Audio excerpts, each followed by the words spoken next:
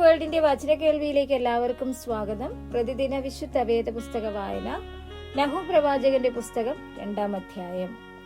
സംഹാരകൻ നിനക്കെതിരെ കയറി വരുന്നു, കോട്ട കാത്തുകൊള്ളുക, വഴി സൂക്ഷിച്ചു നോക്കുക, അരമുറുക്കുക, നിന്നെ തന്നെ നല്ലവണ്ണം ശക്തീകരിക്കുക.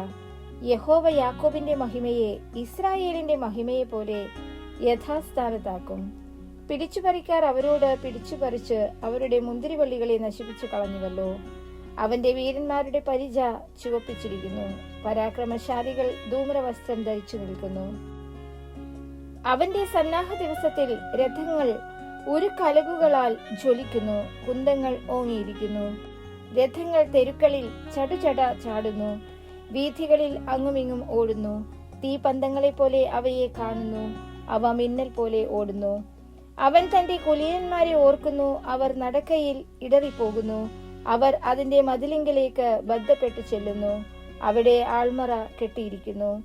നദികളുടെ ചീപ്പുകൾ തുറക്കുന്നു, രാജമന്ദിരം അഴിഞ്ഞു പോകുന്നു. അത് നിർണയിച്ചിരിക്കുന്നു, അവൾ അനാവൃതയായി അവൾ പോകേണ്ടി വരും. അവളുടെ ദാസിമാർ പ്രാവ് കുറുകും പോലെ കുറുകി മാറത്തടിക്കുന്നു. നിനവേ, പുരാതനമേ, ഒരു ജലാശയം പോലെയായിരുന്നു, എന്നാൽ അവർ ഓടിപ്പോകുന്നു. നിൽപ്പിൻ, നിൽപ്പിൻ, ആരും തിരിഞ്ഞു നോക്കുന്നില്ല താനും.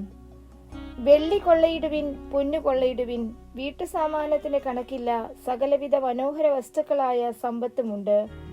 അവൾ പാഴും വെറുമയും ശൂന്യവുമായിരിക്കുന്നു, ഹൃദയം ഉരുകിപ്പോകുന്നു.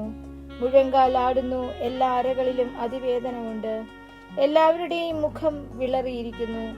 ആരും ഭയപ്പെടുത്താതെ സിംഹിയും ബാലസിംഹവും സഞ്ചരിച്ചു പോകുന്ന സിംഹഗുഹയും ബാലസിംഹങ്ങളുടെ മേച്ചൽപ്പുറവും എവിടെ? സിംഹം തന്റെ കുട്ടികൾക്ക് മതിയാകുവോളം കടിച്ചു കീറി വെക്കുകയും സിംഹികൾക്ക് വേണ്ടി ഞെക്കിക്കൊല്ലുകയും ഇര കൊണ്ട് തന്റെ ഗഹ്വരങ്ങളെയും കടിച്ചു കീറിയതിനെ കൊണ്ട് തന്റെ ഗുഹകളെയും നിറയ്ക്കുകയും ചെയ്തു. ഞാൻ നിന്റെ നേരെ വരും, ഞാൻ അതിന്റെ രഥങ്ങളെ ചുട്ട് പുകയാക്കും. നിന്റെ ബാലസിംഹങ്ങൾ വാളിന് ഇരയായിത്തീരും.